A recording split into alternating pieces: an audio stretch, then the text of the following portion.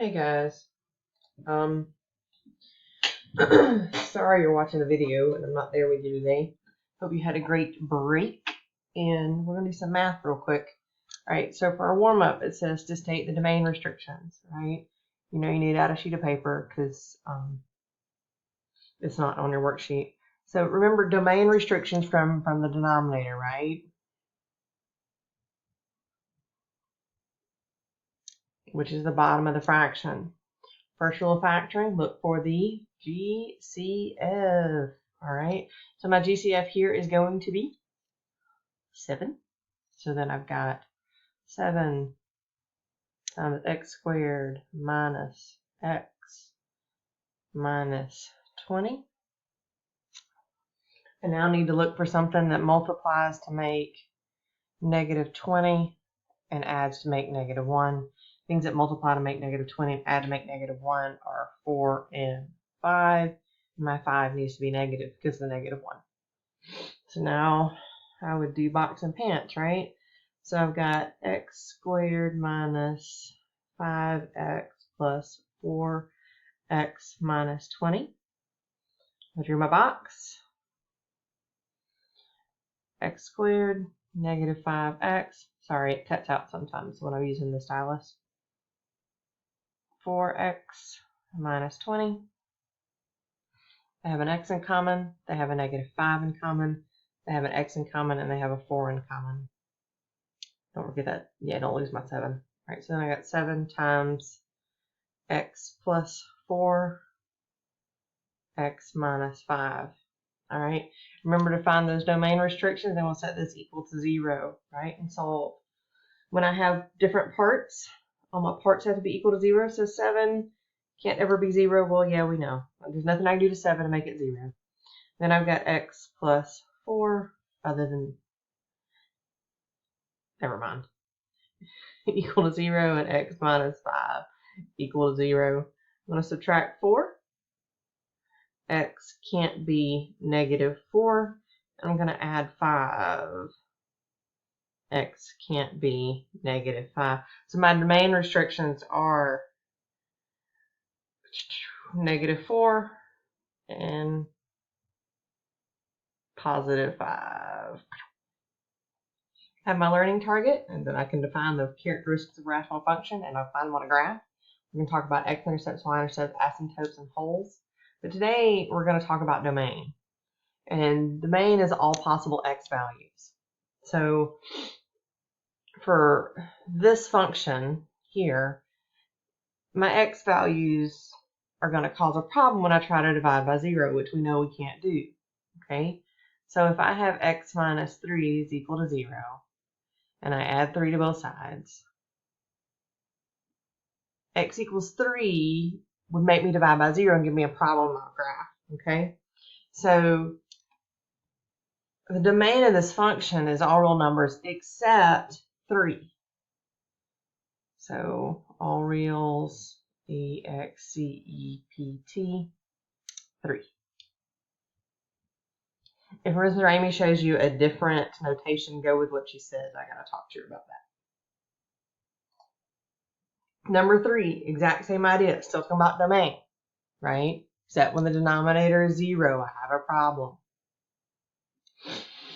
Here my denominator is x squared plus 2x minus 3. Do I have a GCF? Nope, sure don't. So I'm looking for something that multiplies to make negative 3. And my stylus really doesn't want to work. Negative 3 and adds to make positive 2. Only way I'm going to get that are with 3 and 1, because those are the only factors of 3 anyway, because 3 is prime. And so now I've got that the 1 needs to be negative to give me this positive 2. So if I'm doing my pants, I've got x squared plus 3x minus 1, x minus 3. All right, so I'll box it out real quick. Got x squared 3x, -1, and -3. Right, they have an x, sorry, that should have an x on it. They should have an x in common. They have a 3 in common. They have an x in common, and they have a -1 in common. Make sure I'm checking to make sure that this guy multiplies to make that guy, right? So now I've got x minus 1, x plus 3.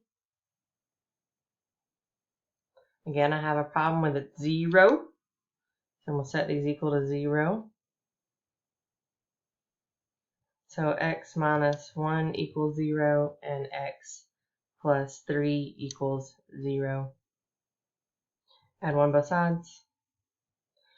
X is 1, and subtract 3. X is -3. So my domain here is going to be all real numbers except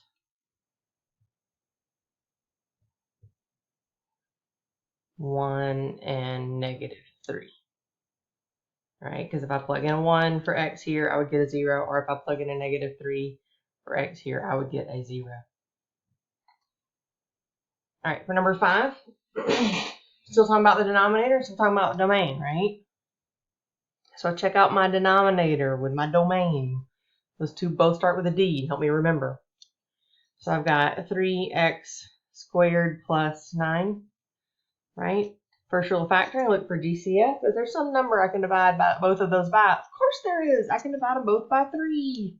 And then have x squared plus 3. All right. So I set that equal to 0. Now, looking at this guy, I've got an x squared term and I got a term with no letters. So there wasn't a GCF of a letter that I missed. So I could look at this as 3 times x squared plus 0x plus 3 is equal to 0. And then using the quadratic formula,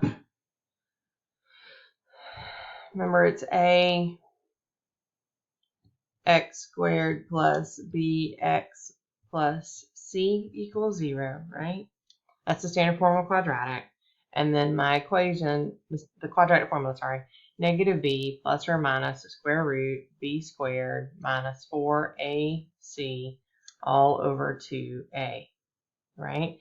Here my a is 1, my b is 0, and my c is 3. So I got -0 plus or minus the square root of 0 squared minus 4 times 1 times 3 all over 2 times 1.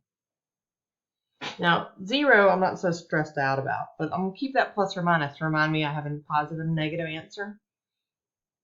Now the square root, 0 squared is 0, right? So I have 0 minus 4 times 3 times 1 is 12 all over 2, because 2 times 1 is 2. Then I have plus or minus the square root of -12 divided by 2. Now, if you have a calculator, it will simplify it. If not, oh, but don't forget, there's a negative in there, right? So the square root of -1 is I, right? It's imaginary. So I got plus or minus I, square root 12 over 2. And 12 will break down to 3 and 4 is a perfect square. So I have plus or minus, and the square root of 4 is 2, plus or minus 2i root 3 over 2. 2 divided by 2 is 1, so it's plus or minus I root 3. Now, because this is imaginary, I can't graph imaginary numbers anyway. Okay? But it does affect the domain, and it's some of the math I need to still figure out. All right? We will probably stop here. That will probably be all you need to do, but we'll talk more. All right, looking at number 9, I've got this denominator of -9x cubed minus 3. I can't factor that. I don't know that formula for cubes. It's crazy anyway. So I'm going to solve this a little differently. So I got negative 9x cubed minus 3. I'm going to set it equal to 0. Now I want to get x by itself. I'm going to add 3 to both sides. So negative 9x cubed is equal to 3. Divide by negative 9. Now I have x cubed is equal to negative 3/9. And negative 3/9 reduces to 1/3, right? So I got x cubed is equal to negative 3. Sorry, not 3, right? Let me use the eraser real quick.